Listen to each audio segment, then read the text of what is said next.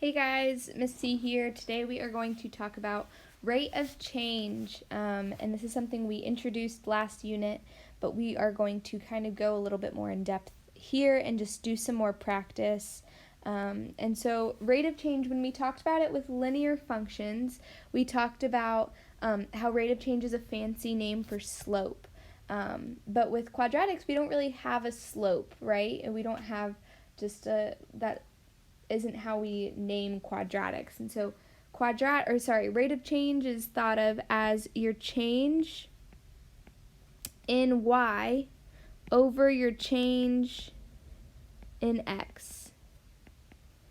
And so how we write this is the same way we learned about it last unit, is y2 minus y1 over x2 minus x1. So if you have 2 points, it's the y's over the x's. And so if you're given 2 points right here, so we have our x values right here. Here, let's use some different colors so I can write. Our x values right here and my y values right here. So the important thing with rate of change is that you stay consistent. So your y's come first. So I want to do 3 minus 1 over -1 minus 5.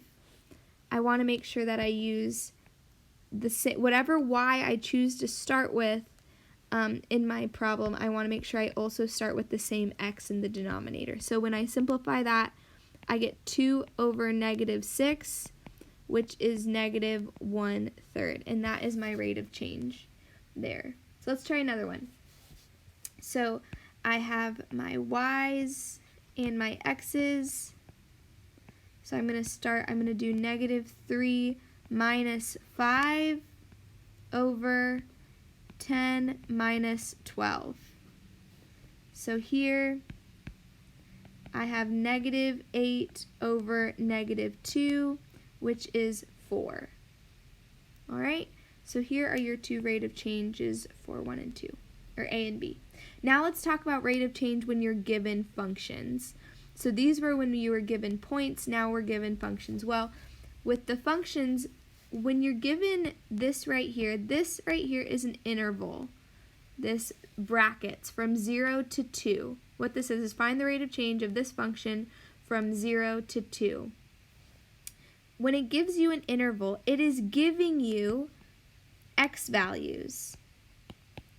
These are your x values. So I have my 0 and my 2. I need to find my y value. And so this is where we're going to plug in x into our equation to find out what y is. And so I'm first going to find my y when x is 0. So I'll find f of 0 equals, here let's use blue. F of 0 equals -2 times 0 minus 6. I just plugged in 0 into the equation. So I got f of 0 equals 0 minus 6. F of 0 equals -6. So my y coordinate here is -6. The next thing I need to do is find f of 2. So if I plug in 2 into my equation, I have -2 times 2 minus 6. F of 2 equals -4 minus 6.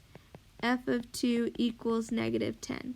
So my y coordinate here is -10. Once I have my ordered pairs, I can now use the rate of change formula. So I'm going to do -10 minus -6. That's important that you have this subtraction here, and then you have -6, right? We have -10 right here, and I'm subtracting -6. Okay, and then on the bottom, I have 2 minus 0. So this simplifies to -10 plus 6 over 2, -4 over 2, which is just -2. Okay? Try number 3 on your own. Now be careful here because we have an exponent, okay? But you're going to go through the same process here. And so it gives us our x coordinates. It gives us -2 to 1. This is an interval.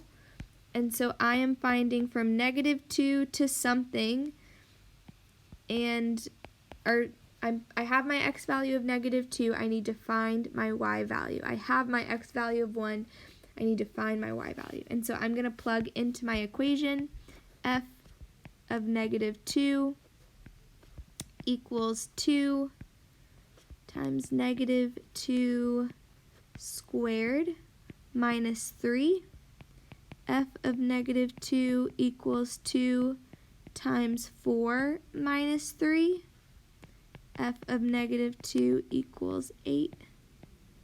And so f of -2 equals 5. So my point here is 5. -2, 5. Now let's find the other one. We have f of 1 equals 2 times 1 squared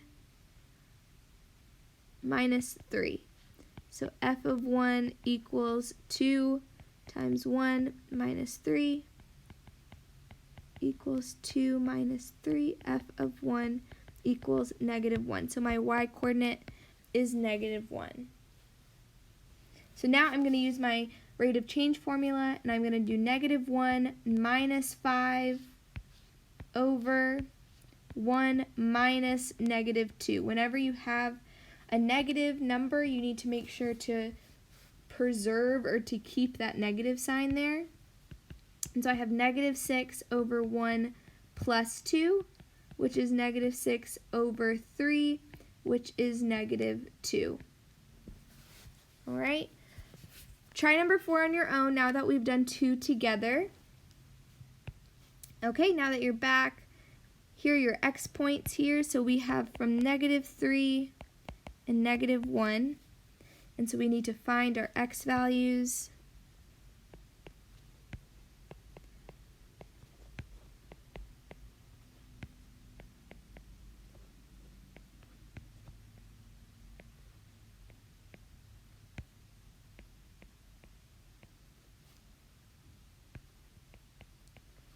So f of -3, once you plug all that into your calculator,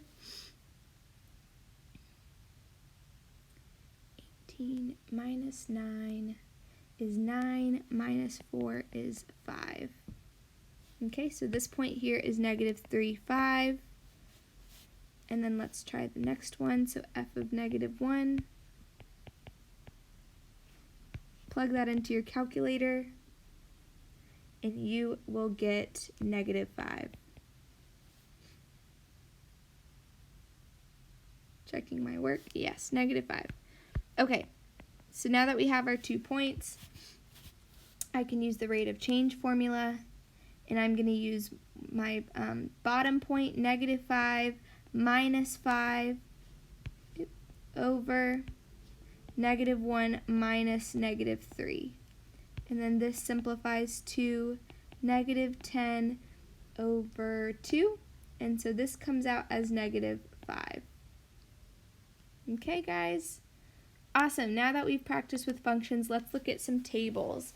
So it says find the rate of change from 0 to 2. So whenever it gives you an interval, these are always going to be x values. So from 0 to 2. So I'm looking 0 to 2. What are my y values here? And here they are. So I have found my ordered pair is 0, -4, and 2, 10. And so I'm going to use my rate of change formula, 10 minus -4 over 2 minus 0. So this is 14 over 2, which is 7. Okay, now it asks us to find our rate of change from -1 to 3. So I'm looking at my x values, -1 to 3. And I am looking at my y values right there. And so my ordered pairs are, or I'm not going to write the ordered pairs this time. I'm just going to look at the table, and I'm going to do 22 minus negative 10 over 3 minus negative 1. All right, and then as you work through it, it's 22 plus 10 over 3 plus 1. You have 32 over 4, which is 8. Okay. Okay, last group that we're going to look at tonight, or today, is looking at rate of change with graphs. Again, guys, these are always going to give you intervals. These values here are going to be x values. So when you're looking at your graph, you're looking, okay, what point, so when x is 0, where is my y? Here's my point right here. This point right here is 0, which is right here, our 0, 5. And then I'm looking where x is 2, so I looked where x was 0, now looking where x is 2, and my point there is 2, 1. So I have a point 0, 5, and 2, 1. Okay, here are my 2 points. So I'm looking for the rate of change. So I have 5 minus 1 over 2 minus 0. So this is 4 over 2, or just 2. Okay? We'll do 7 together, and you guys can try 8 and 9 on your own. So this one, again, they give us x values. So when x is 2, this point right here is 2, 0. And then at 5, I go down here, and my point is 5, negative 5. Okay, so I am going to just highlight here. There's a few different strategies you can use, but here are my y's, here are my x's. I'm going to do negative 5 minus 0 over 5 minus 2. And I end up with negative 5 over 3. It's okay to get a fraction. Totally okay to get a fraction here. Okay? All right, guys, try 8 and 9 on your own. Okay, now that you are back, we see that our points are right here and right here that we're finding, and so we are at negative 1, 0, and 2, 3. So my rate of change here is 3 over 3, which is equal to 1. All right, the last one here, guys, is from negative 4. That point on the graph is right there. So this point is negative 4, 4 to negative 2. So negative 2 is down here on the graph. Remember, we're looking at x values. So this point is negative 2, negative 3. So here are my x's. Oops. X's. And my y's. And I am going to do negative 3 minus 4 over negative 2 minus negative 4. I didn't mention this earlier, guys, but it does not matter which order your ordered pairs go in, as long as you stay consistent. So I started with negative 2, but I could have started with negative 4 if I had flipped the top as well. Okay, so I have negative 7 over 2, and that is the answer to this one. So hope these notes were helpful for those of you that either missed class or needed a refresher. Have a great weekend, and see you guys on Monday.